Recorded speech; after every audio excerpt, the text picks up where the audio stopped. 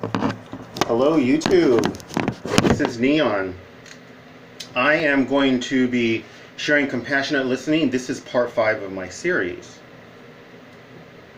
So these are some of the things that submissives have done who really want me to be their dom, but are incapable of listening.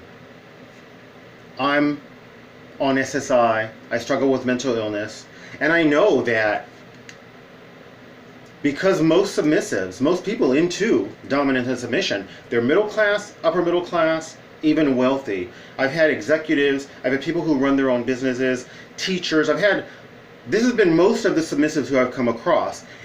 Ultimately, they think that they are superior to me, just like I did when I was at a 4-year school. And I knew of people who were on SSI. I thought they were losers. They're not worth talking to. They don't have brains. They're stupid. I mean, this is how I thought about people on SSI, and I have found that this is absolutely how people think about me, particularly submissives, for those classist reasons that I said. The same reasons why I used to look down on people on SSI. But I found that submissives really wanted what I have to offer as a dominant because I am so skilled. And I know that might sound a bit braggadocious, but it's true. I'm very skilled at the way in which I dom. And I found that because they don't consider me their equal, they will only be submissive during the session, and that's it. They are not capable of rendering the kind of edifying that a submissive would do for a worthy dom, because they don't consider me worthy except during the session. That's it. They would not render compassionate listening. They would offer cash. I've had submissives who contacted me after I dismissed them. I said, "We're done. I'm not going to see you again. You don't follow my rules. Do not contact me again. I will not dom you." They would contact me again and they would say, "Please, let's have a session. I'll give you whatever you want." They wouldn't give compassionate listening, but they would offer hundreds of dollars sometimes, or they would offer any kind of a monetary thing. Very demeaning. Very demeaning. I'm a very prideful person in a good way. Prideful in the sense that I've learned how to live in poverty. I've learned how to make pinto beans taste delicious. I've learned how to find sales on food. I've learned how to eat healthy. And I'm proud of that. I'm not trying to cheapen myself or cheapen something that I consider spiritual, something I consider a gift, by allowing me to be paid for it. And I won't allow submissives to disrespect me in this manner. Always, always, always, I said, no, do not contact me again. They would not render compassionate listening to me. These are some of the ways that submissives would try to get around my rules when we were not in session, because they were completely submissive during the session, right? When I'm blowing their mind, completely submissive. And by the way, dominance and submission, I will go into it in further detail in a future series, but it's not just about sexual titillation or sexual stimulation. The most powerful sexual organ in the body is the brain.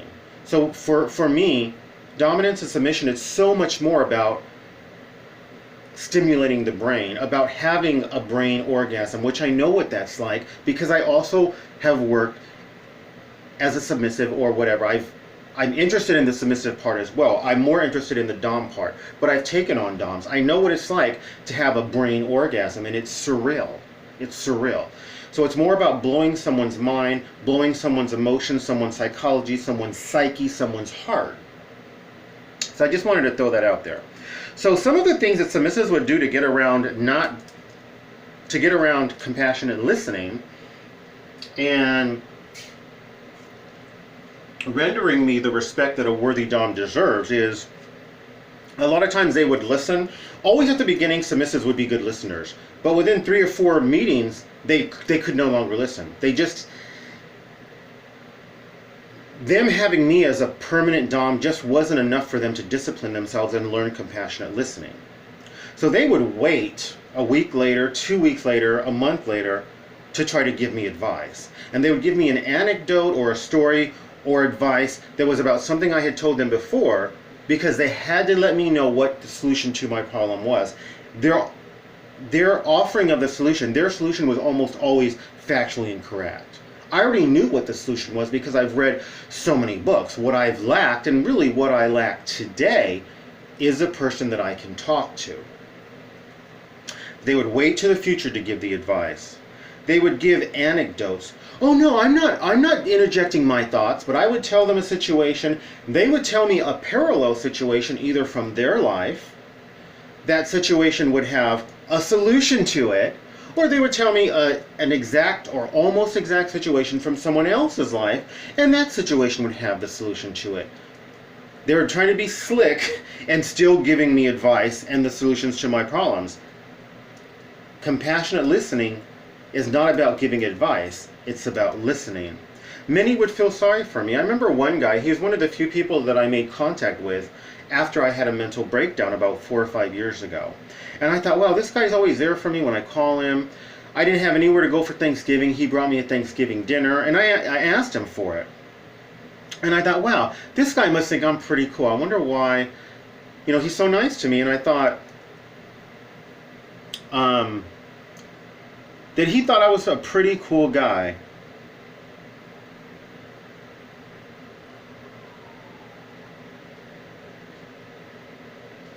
So I asked him, why? Why are you always there for me?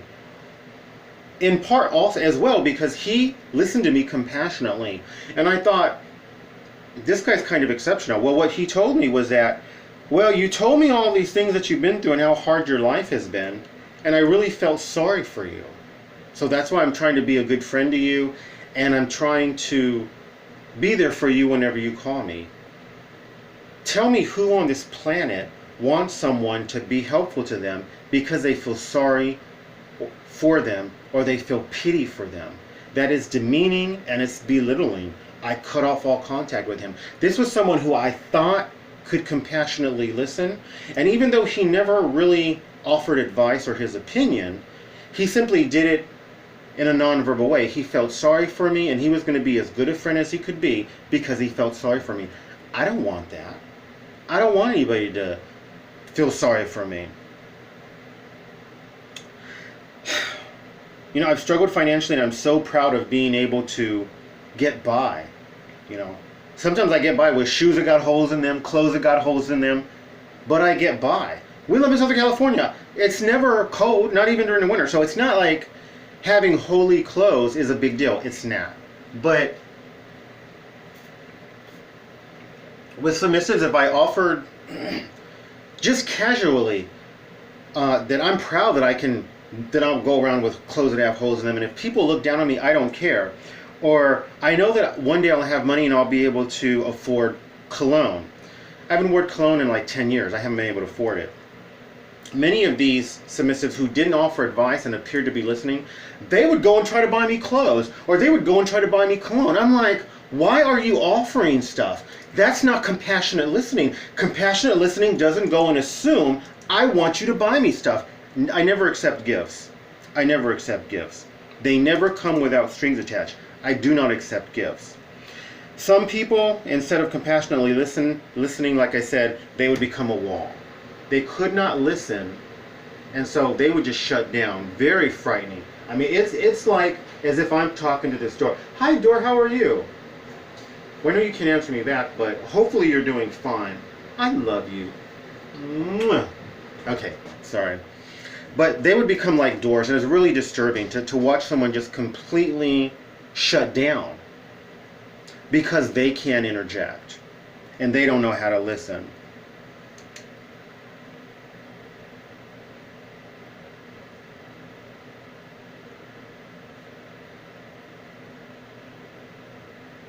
Now, another thing that I'm going to reiterate is that if a person compassionately listens, it does not mean that they are agreeing with the speaker, that they like what the speaker's saying, that they're trying to, that the listener has to put off the impression that, oh yeah, everything you're saying is factually correct, that you're, I'm impressed by everything you're saying. All of that stuff is just all of that stuff is just belittling and condescending. It's like when people pretend to listen to what a child has to say. Oh, that painting, that drawing is so cute. I love that. They think that that's listening, and it's not. It's just, they may not say those words, but they'll listen like this, like, oh, I love what you have to say. Oh my gosh. Oh. Oh, yes. I've had people listen to me like that. Very disturbing. They don't know how to listen, and they pretend to listen. That's not listening. And yeah, some of them are almost as animated or expressive as I was just showing. I was exaggerating, but not that much, unfortunately. So,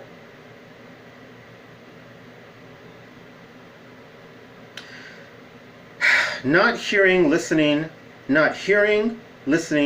thinking on what the person has to say.